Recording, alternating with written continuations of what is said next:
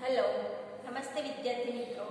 આજે આપણે ધોરણ 7 ગુજરાતી માધ્યમ વિષય ગુજરાતી એમાં પૂરક વાચનમાં તમારે ચેપ્ટર નંબર 4 છે પૂજ્ય મોટા એ પાઠ આજે આપણે શીખીશું. પૂજ્ય મોટાનું પોતાનું જીવન ચરિત્ર આ પાઠમાં લખાયેલું છે. આ પાઠના લેખક છે કલ્પેશ પટેલ. તેમનો જન્મ 3/9/1972 થયો હતો. તેમનું મૂળ વતન સાવલી ગામ છે. જિલ્લો વડોદરા અને સાવલી ગામ તેમનું મૂળ વતન છે. સાબરકાંઠા જિલ્લાના સોણાસન ગામે જન્મેલા કલ્પેશ પ્રભુદાસ પટેલ વ્યવસાયે એક શિક્ષક હતા. વ્યવસાયે આ લેખક એક શિક્ષક હતા. કોઈ વ્યક્તિના પૂરા જીવનનો વ્યવસ્થિત ચિતાર તે જીવન ચરિત્ર. કોઈ પણ વ્યક્તિના પોતાના જીવનનો વ્યવસ્થિત ચિતાર હોય એને જીવન ચરિત્ર કહેવાય છે. જીવન ચરિત્ર હકીકતલક્ષી સ્વરૂપ છે. વાસ્તવિકતાનું સ્વરૂપ છે જીવનલક્ષી જીવન ચરિત્ર. અહીં આપવામાં આવેલા જીવન ચરિત્રમાં લોકસંત પૂજ્ય મોટાના જીવનમાં ડોક્યુ કરવામાં આવ્યું છે. આ પૂજ્ય મોટા એમના જીવનમાં એમના જીવન ચરિત્રનું ડોક્યુ આપણને જોવા મળે છે. સાવ નબળી આર્થિક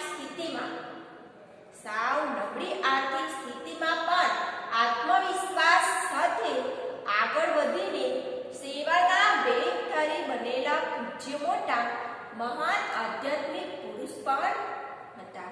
એ વાત આ જીવન ચરિત્રમાં સુંદર રીતે મૂકવામાં આવી છે.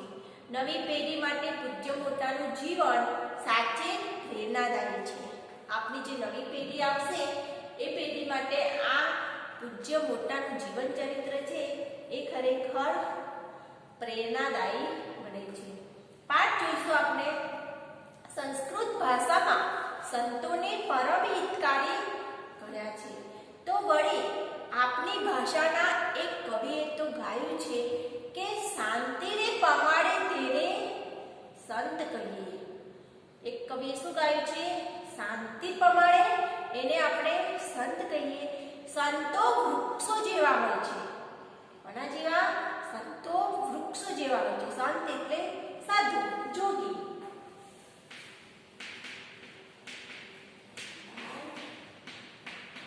સંત એટલે સાધુ અથવા જોગી અને વૃક્ષો એટલે વૃક્ષ એટલે કે ઝાડ ને તરુ. ભાગ 1 માં આપણે આ પ્રકરણ સમજીશું. વૃક્ષો એટલે વૃક્ષ, ઝાડ, તરુ બધા કોમન શબ્દ છે. એટલે સંતો એ વૃક્ષો જેવા છે. પોતે તાપ વેઠીને બીજાને છાંયડો આપે છે. પથ્થર મારનારને ફળ આપે છે. પોતે છાંયો વેઠીને વૃક્ષો જેમ છાંયો વેઠીને તાપ સહન કરે છે અને આપણને છાંયો આપે છે. એટલે સંતો પણ એવા જ છે. એ મારનારને પણ ફળ આપે છે. વૃક્ષો મારનારને પણ ફળ આપે છે. એવી રીતે સંતોને ગમે તેટલા શબ્દોથી આપણે ધુતકારીએ તો પણ એમની સારી વાણી, સાચી વાણી આપણું જીવન જ બદલી નાખે છે. એ વાત સાચી છે કે પૂજ્ય મોટા તો એ પાછળથી બન્યા. આજે પૂજ્ય મોટા છે એ તો પાછળથી બન્યા. પોતાના ઉમદા કાર્યો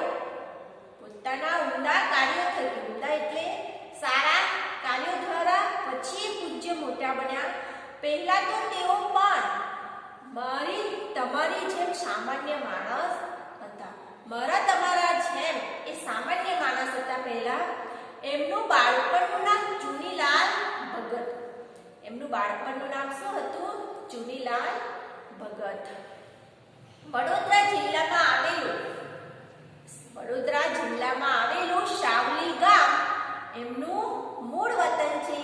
ઈસવીસન 1898 માં 1898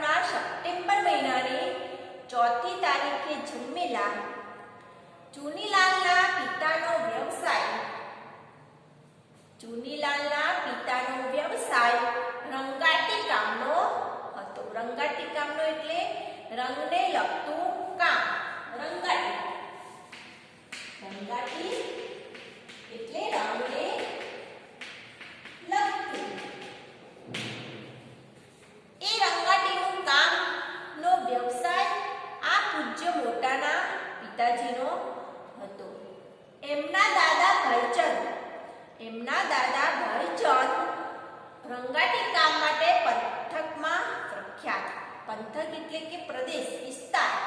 પંથક કે પ્રદેશ, વિસ્તાર. એમના પ્રદેશમાં એમના જે દાદા છે એ દાદા રંગાટી કામમાં પ્રખ્યાત હતા. પરંતુ મનુષ્યના બધા દિવસો કઈ સરખા હોતા નથી. મનુષ્યના સરખા દિવસો હોય ન હોઈ શકે, એ બદલાતા જ રહે છે. દાદાના અવસાન પછી ઘરની સ્થિતિ એવી કથળી ન પૂછો વાત.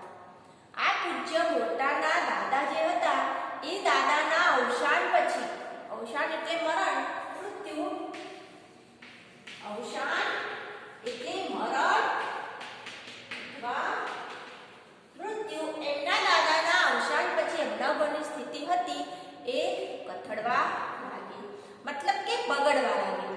ચુનીલાલના પિતા આસારામને ના છૂટકે વતન છોડવું પડ્યું. પછી પંચમહાલ જિલ્લાના કાલોલમાં એક ઘર ભાડે રાખીને પોતાના પરિવાર સાથે તે રહેવા લાગ્યા.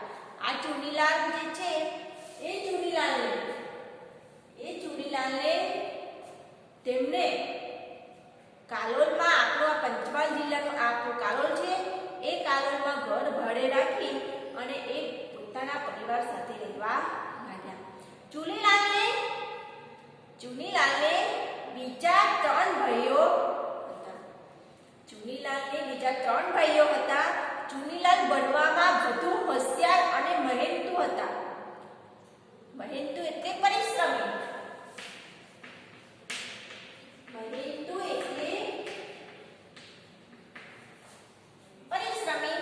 ખૂબ જ મહેનતુ હતા, બનવામાં અને હોશિયાર હતા.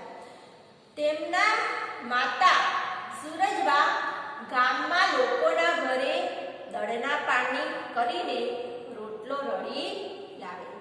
તેમના જે માતા હતા, ચુનીલાલના માતા, એ ગામમાં દળના પાણી એટલે ઘરના લોકોનું કામ કરીને રોજી રોટી કમાઈ લેતા.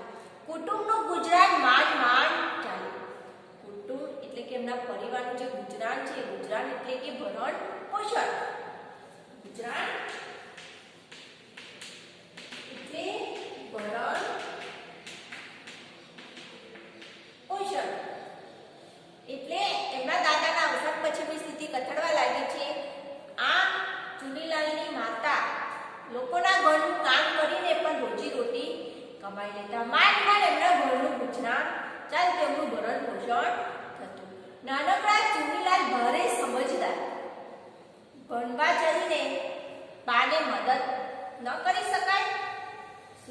વિચારતા એ બહુ હોશિયાર હતા, એટલે એમ કે ભણવા તો જઈએ પણ શું બાને મદદ ન કરી શકાય, એમ મનોમન વિચાર્યા કરે. મનમાં એ વિચાર્યા કરે કે બાને તો મદદ થઈ શકે ને, મને કામ આપો. એક દિવસની વાત છે. આ તેજસ્વી કિશોર તો પહોંચ્યો ઈટવાડે. ઈટવાડો એટલે ઈટ પકવવાનો ભઠ્ઠો. ઈટવાડ એટલે ઈટો પકવવાનો ભઠ્ઠો. આ કિશોર એટલે કે આ વિદ્યાર્થી એક દિવસ ઈટો પકવવાનો જે ભઠ્ઠો છે ઈટવાડ, ત્યાં પહોંચ્યો. ભઠ્ઠાવાળા સામે ભઠ્ઠાવાળા પાસે છટ્ટાથી ઊભો રહીને કહે, મને કામ આપો. ભઠ્ઠાવાળો તો અભો જ બની ગયો. અભો બની જવું એટલે નવાઈ પામવી. અભો બની જવો એટલે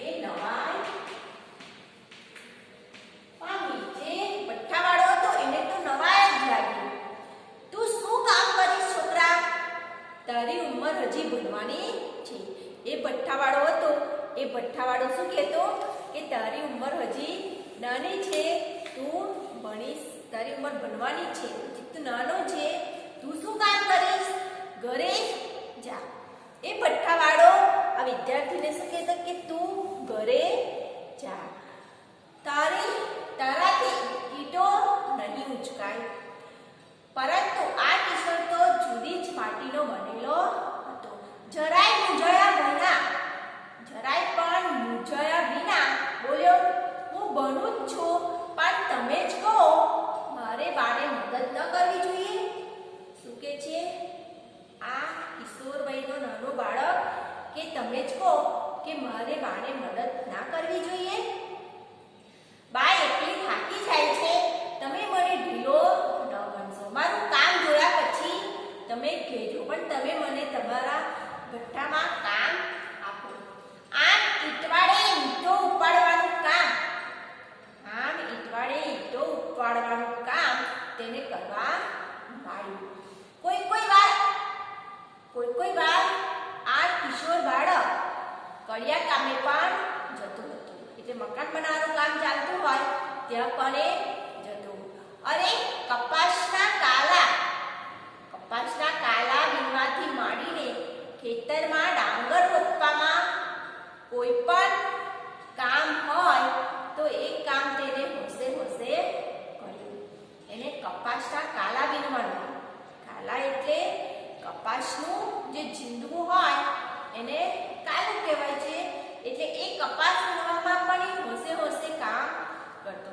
બાળપણથી જ બીજાને મદદ કરવાની તેની ભાવના હતી. બાળપણથી જ આ બાળકને બીજાને મદદ કરવાની ભાવના. પરિવારના પણ સૌની ચિંતા કરવાની એને ટેવને કારણે ચુનીલાલ સદગુણી બન્યો. એ જેવો મહેનતુ એવો જ જીવટવાળો એટલે કે કાળજીવાળો. જે કામ હાથમાં લે એમાં પોતાનો જીવ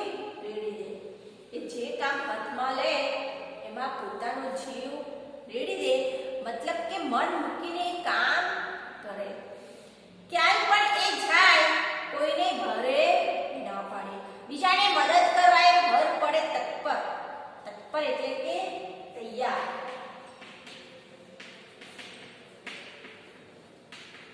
જ્યાં પણ જાય ત્યાં એ બીજાને કામ કરવામાં મદદ કરે. ચુનીલાલ મહેનત કરતો ગયો અને ભણતો ગયો. 4 ધોરણ સુધી એ કાલોલમાં ભણ્યો. 4 ધોરણ સુધી ચુનીલાલ ક્યાં ભણ્યા? કાલોલમાં ભણે છે. પરંતુ આગળ ભણવા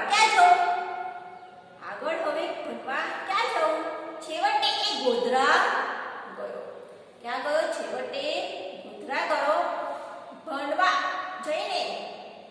ભણતા જઈને મહેનત કરવાની પોતાની ટેવને પડકી રહ્યો. ચુનીલાલ ની નાની ઉંમરની વાત છે કે ભણતા પણ કોઈ પણ કામ હોય એ કામ એ કરતો ગયો. એને મહેનત કરવાની ટેવ એટલે કે આદતને એ વળગી રહ્યો. એક વેપારીને ત્યાં કામે ગયો. ચુનીલાલનું કામ જોઈને વેપારી તો રાજીના રેડ થઈ ગયો. એટલે કે એ વેપારી ખુશ થઈ ગયો. આવો કર્યા કરો છોકરો તો એને મળે જ ક્યાંથી?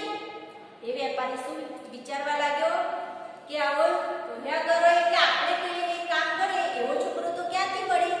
પરંતુ ચુનીલાલને અહીં ન ગોઠવ્યો. મતલબ કે ચુનીલાલને અહીંયા ફાવ્યો નહીં. આ વેપારીને ત્યાં કામ કરવાનું ચુનીલાલને ફાવ્યો નહીં. કારણ કે વેપારી પોતે જ તોલ માપમાં ઘરમેલ કરતો હતો. ઘરમેલ એટલે પ્રપંચ. ઘરમેલ એટલે પ્રપંચ.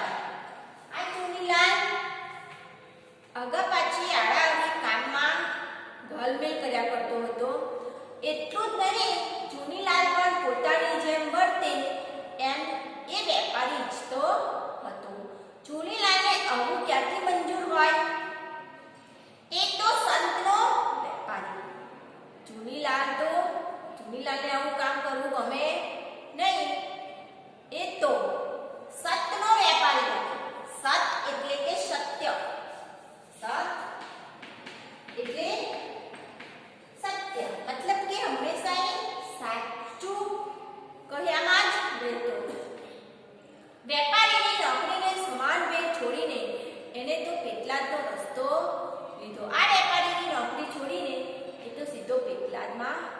પહોંચી ગયો. પેટલાદમાં ચુનીલાલે આગળનો અભ્યાસ શરૂ કરી દીધો. પેટલાદમાં એમને આગળનો અભ્યાસ શરૂ કર્યો. એમના સદનસીબે અહીં પ્રભાવા